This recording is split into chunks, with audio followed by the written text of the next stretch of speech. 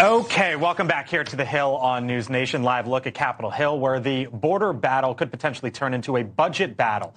The Senate last week, as you know, could have allocated billions of dollars to U.S. immigrations and customs enforcement as part of a potential massive package involving the border, funding for Ukraine, Israel, etc. But after the border bill failure, ICE, you can see in the headline here, now considering mass releases to close the budget gap, which is approximately $700 million. The congressman from Virginia, Bob Good, told us why on Friday he believes, at least, that resources at the southern border are being poorly spent.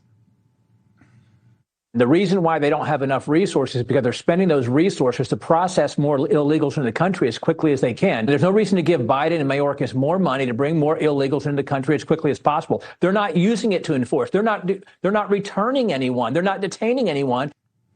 Joining us now, the Republican congressman from Florida, Byron Donalds. Congressman, thanks for sticking on by. Thanks for being with us here on the Hill. So there is this $700 million shortfall with ICE.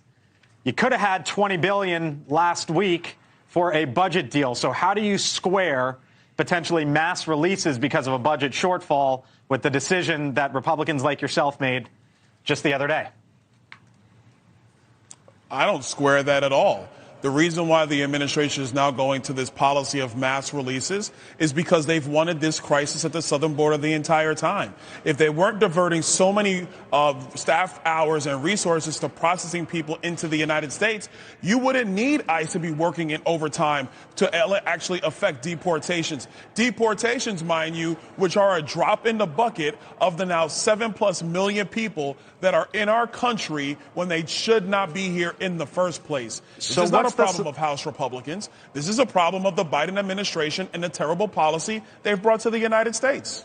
So what's the solution here? Because I know Republicans like yourself want H.R. 2, right, which is basically the Republican plan in the House. That's not going anywhere in the Senate. The Senate deal that was negotiated, not going anywhere in the House. I don't need to tell you this, Congressman. You know the reality. But as I project forward, I just wonder, what's the solution here, especially when we see headlines like this? The actual solution is for Joe Biden to reverse course on his policies that he put into place when he became president. He's the one that signed 64 different orders about changes to protocols with respect to border security and migration into the United States. He can simply reverse course. It doesn't take any money. It doesn't even take anything to pass out of Congress. We can draft the executive order for him if his White House forgot how to draft executive orders. We'll do it for them. That's really what you need to do. Once you stop the flow of people coming into the United States, then you can have the resources to deal with the people who are basically applied for asylum. But we all know, A, they're not going to be approved for asylum, or B, they're not even going to show up for the hearing to adjudicate asylum in the first place. You know, Congressman, the other big story out of Washington today, Congressman Mike Turner, the top Republican on the House Intelligence Committee, talking about this quote-unquote national security threat that members of Congress got briefed on today, that the White House can't talk about, that no one on the Hill can talk about. Now the American public is wondering, what's all of this about? What did you make of the House Intelligence Committee head coming out and levying this sort of warning that he can't talk about because it's classified? Well, look, I do appreciate, since I'm not a member of the Intel Committee, I do appreciate the ability to read some of this information. Obviously, I cannot discuss it.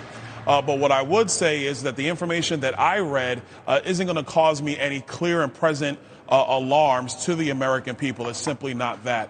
I believe that if we have a strong foreign policy footing, which is a shift from where we are right now, it will give us an opportunity to be prepared for any potential threats as discussed in the intelligence report. So no clear and present alarm is your reaction. So I guess the follow-up makes me wonder, why did he need to go forward with it? Do you think he should have? Well, I mean, look, that's a question for Chairman Turner, not for me. I think having read it, I'm glad I'm apprised of it. But in terms of do I feel it's something actionable today? I don't believe so, no. Okay. Congressman Donalds, we have to leave it there. It's been a busy day as we continue to monitor the situation in Kansas City, but we do appreciate your time. Hope you come on back soon. Thank you, sir. Of course. Thank you.